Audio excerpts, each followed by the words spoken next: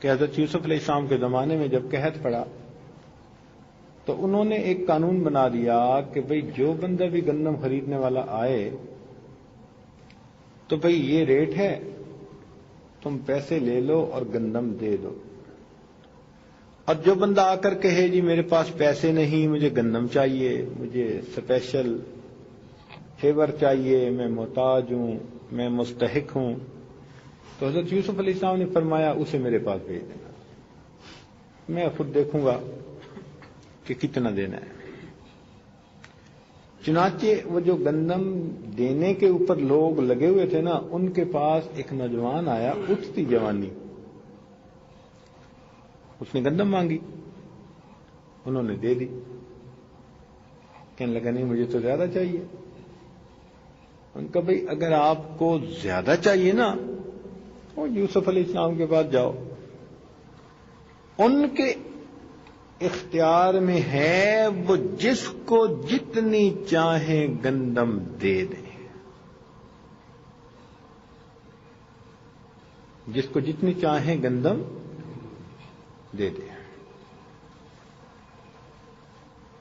یہ نوجوان ادھر چلا گیا، حضرت یوسف علیہ السلام سے کہنے لگا جی کہ حضرت مجھے گندم چاہیے۔ ان کا اچھا ٹھیک ہے، انہوں نے کچھ گندم دے دی۔ یہ کہنے لگا جی مجھے اور چاہیے۔ ان کا خدا کے بندے تجھے انہوں نے بھی دی، میں بھی دے رہا ہوں، ابھی اور مانگ رہا ہے۔ وہ نوجوان کہنے لگا کہ حضرت اگر آپ کو میرا پتہ چل جائے نا کہ میں کون ہوں تو آپ مجھے اس سے بہت زیادہ گندم دیں۔ حضرت یوسف علیہ السلام کو تعجب ہوا کہ یہ کیسا بندہ ہے بھائی، جو کہتے ہیں کہ آپ کو میرا تعارف ہو جائے تو آپ مجھے اس سے زیادہ گندم دیں۔ تو آپ نے پوچھا کہ نوجوان تو کون ہے؟ وہ نوجوان کہنے لگا کہ حضرت جب آپ پر زلیخا نے بہتان لگایا تھا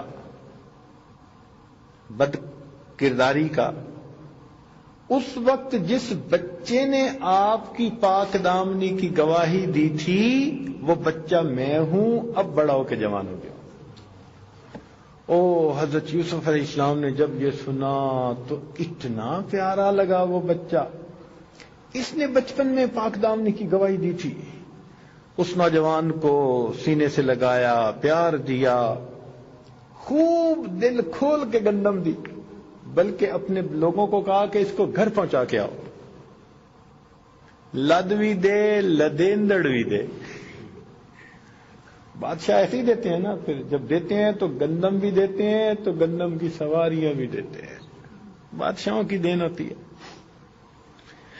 جب آپ نے اس نوجوان کو اتنی عزت کے ساتھ رخصت کیا نا، تو اللہ تعالیٰ نے وحی نازل فرمائی کہ میرے پیارے یوسف علیہ السلام، آپ نے اس نوجوان کے ساتھ بہت عزت کا معاملہ کیا۔ تو عرض کی کہ پروردگار عالم، یہ وہ نوجوان ہے جس نے بچپن میں میری پاک دامنی کی گواہی دی تھی، آج یہ میرے سامنے آیا تو میرا جی چاہتا تھا کہ میں اتنا کچھ اسے دوں جو میرے اختیار میں ہے۔ اللہ تعالیٰ نے وحی نازل فرمائی کہ میرے پیارے یوسف علیہ السلام گواہ رہنا، جس نے آپ کی پاک دامنی کی گواہی دی، جب وہ آپ کے پاس آیا آپ نے اسے اپنے مقام کے مطابق عطا کیا، تو میں پروردگار بھی کہہ رہا ہوں، میرا جو بندہ دنیا میں میری وحدانیت کی گواہی دے گا، جب قیامت کے دن میرے پاس آئے گا میں بھی اسے اپنی شان کے مطابق عطا کروں۔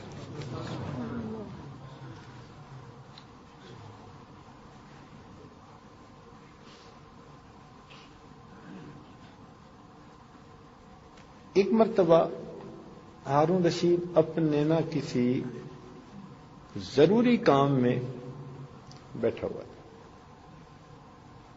اور ملک کے جو وڈیرے تھے وہ بھی آئے ہوئے تھے. اس دور کے جو امراء ہوتے تھے،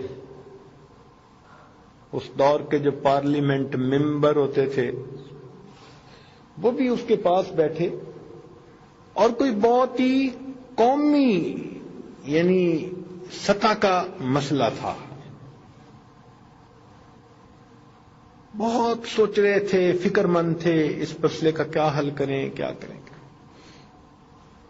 اللہ کی شان اوپر سے بہلول آ پہنچا. اور بہلول کی عادت تھی کہ جب یہ آتا تھا نا تو پھر خوب ٹکا کے نصیحت کر کے جاتا تھا.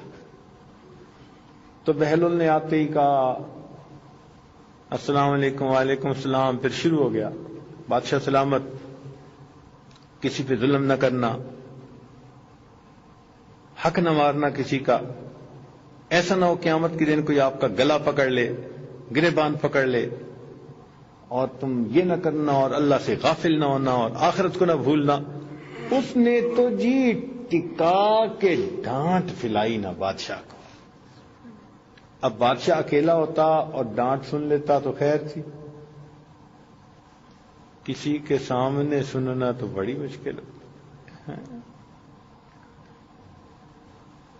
بڑی مشکل ہوتی ہے کسی کے سامنے سننی بات. اب ادب بھی مانے، اور اوپر سے بہلول نے بھی ٹکا کے ڈانٹ پلا دی. بہت ہی سیریس ہو گیا ماحول نا پورا. اب جب بہلول جانے لگا نا تو بادشاہ کے پاس اتنی سی چھڑی تھی، اتنی سی ایک چھوٹی سی چھڑی. ہم نے دیکھا یہ جو فوج میں ہوتے ہیں نا کرنیل جرنیل، ان کے ہاتھوں میں کئی دفعہ ہوتی ہے چھوٹی اتنی سی چھڑی. ہم نے کئی فوجی افسروں کے ہاتھ میں دیکھی، تو وہ بادشاہ کے ہاتھ میں تھی. تو بادشاہ نے جاتے ہوئے بہلول کو کہا بہلول یہ لیتے جاؤ. بہلول نے کہا کس لیے؟ تو اس نے کہا کہ یہ اس شخص کے لیے ہے جو دنیا کا سب سے زیادہ بے وقوف انسان. بہلول نے اپنی گدڑی میں ڈال. جب وہ نکل گیا نا تو جتنے ممبر بیٹھے ہوئے تھے سارے ہنس پڑے کہ بادشاہ نے بڑا سوفسٹیکیٹڈ مذاق کیا اس کے ساتھ. واقعی پاگل سا بندہ ہے، دنیا کا سب سے زیادہ بے وقوف انسان یہی ہے. بات آئی گئی ہو گئی. اللہ تعالیٰ کی شان دیکھیں، کچھ سال گزرے، بادشاہ بیمار ہو گیا. بادشاہ کو حکیموں نے بتا دیا کہ جی آپ کو لا علاج بیماری ہے. جیسے پہلے زمانے میں ٹی بی کا علاج نہیں ہوتا تھا، یہ لا علاج مرض ہوتی تھی ایک دفعہ. جیسے آج کل کے زمانے میں کینسر کا علاج لا علاج مرض ہے، HIV پازیٹو لا علاج. اس زمانے میں ٹی بی بھی لا علاج تھی. تو کوئی ایسی بیماری تھی جس کا علاج نہیں تھا. ڈاکٹروں نے جواب دے دیا. ہارون رشید گھر پہ رہا، لوگ بھی ملنے آنے لگے. اللہ اکبر کبیرہ. واہ میرے مولا، ایک وقت ہوتا ہے کہ اللہ شاہی دے دیتا ہے، اور ایک وقت ہوتا ہے کہ اللہ سب لے کے بندے کو دنیا سے روانہ کر رہا ہوتا ہے. آنا دیکھا کرو یا نہ دیکھا کرو، جانا ضرور دیکھا کرو. بات سمجھ آ رہی نا؟ ہاں، لوگ ہمیشہ لوگوں کا آنا دیکھتے ہیں، جانا نہیں دیکھتے.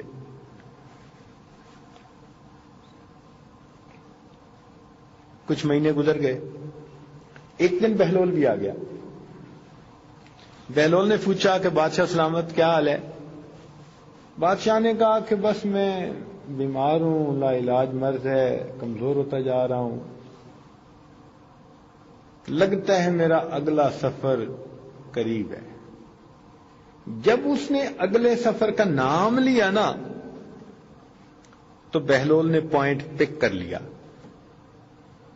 بہلول کہنے لگا کہ بادشاہ سلامت، آپ دنیا میں جب بھی سفر پہ نکلتے تھے تو سفر پہ نکلنے سے پہلے آپ ہمیشہ ایک گروپ بھیجتے تھے سروے کرنے والوں کا، ایک ٹیم بھیجتے تھے، سرویئر ٹیم، کہ آپ جیسی عظیم ہستی کا فلاں جگہ جانا شایان شان بھی ہے یا نہیں، ورتھ اٹ ہے یا نہیں۔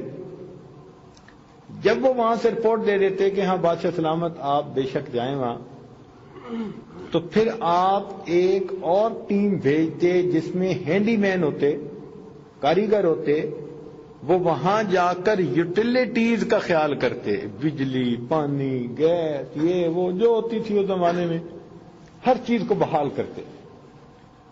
جب وہ بھی اوکے کی رپورٹ دے دیتے تو آپ پھر یہاں سے کک بھیجتے، خانسامے، جو وہاں جا کے کھانے تیار کرتے۔ جب وہ بھی کہہ دیتے کہ جی اب کھانے بھی تیار ہیں آپ کے لیے، تو پھر آپ سیکیورٹی کی ایک جماعت بناتے اور وہ سیکیورٹی والے آپ کو وہاں لے جاتے اور بحفاظت واپس لے آتے۔ بادشاہ نے کہا بہلول، بادشاہوں کا یہی طریقہ ہے سفر کرنے کا۔ تو بہلول نے پوچھا کہ بادشاہ سلامت، اگر بادشاہوں کے سفر کا یہی طریقہ ہے اور ایک سفر ابھی بھی آپ کو درپیش ہے آگے کا، تو بتائیں کہ آپ نے سروے کرنے والی ٹیم کو بھیج دیا قبر کا سروے کرنے کے لیے؟ اس نے کہا نہیں۔ اچھا آپ نے وہ جو یوٹیلیٹیز کا کام کرنے والے ہوتے ہیں ان کو بھیج دیا، کوئی قبر میں بجلی کا کنیکشن، کوئی ایئر کنڈیشنر کی ڈکٹنگ، کوئی فوم کا گدا، کوئی ارینجمنٹ؟ اس نے کہا نہیں۔ اچھا آپ نے وہ خانسامے وغیرہ بھیج دیے جو آپ کے وہاں کھانے دانے کا خیال کریں گے؟ اس نے کہا نہیں۔ اچھا آپ نے وہ جو سیکیورٹی والے ہوتے ہیں وہ اکٹھے کر لیے جو آپ کے ساتھ قبر میں جائیں گے اور وہاں کی تکلیفوں سے آپ کو بچائیں گے؟ اس نے کہا نہیں۔ جب بادشاہ نے چاروں سوالوں پہ کہا نا نہیں نہیں نہیں نہیں، تو اس وقت بہلول نے اپنی گدڑی سے وہ چھڑی نکالی اور کہا بادشاہ سلامت، برائے مہربانی اس کو قبول فرمائیں، میری نظر میں پوری دنیا میں آپ سے بڑا بے وقوف کوئی انسان نہیں۔ 10 کلومیٹر کا سفر تو اتنے جھنجٹ، اب ہمیشہ کا سفر اور تیاری کوئی نہیں، اسی کو تو بے وقوف کہتے ہیں۔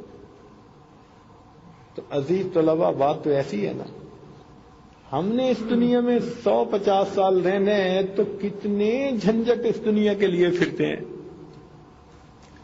اور قیامت کے بعد ہم نے آخرت میں ہمیشہ ہمیشہ رہنا ہے، ہمیشہ ہمیشہ۔ سمجھانے کے لیے لکھا ہے رائی کا دانہ بہت چھوٹا سا ہوتا ہے، مرغی کے بچوں کو کھلاتے ہیں، بہت ہی چھوٹا سا۔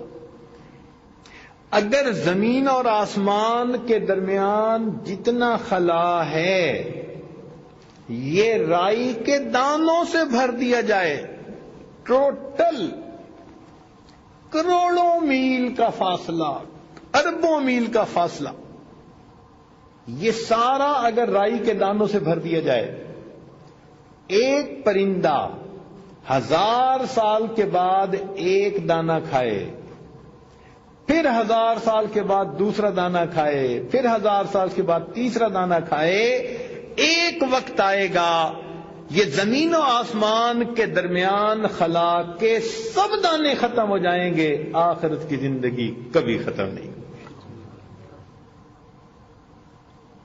ہم اس آخرت کی زندگی کو بھول جاتے ہیں اور یہ دنیا میں چند سال کی زندگی کے پیچھے برباد ہو جاتے ہیں۔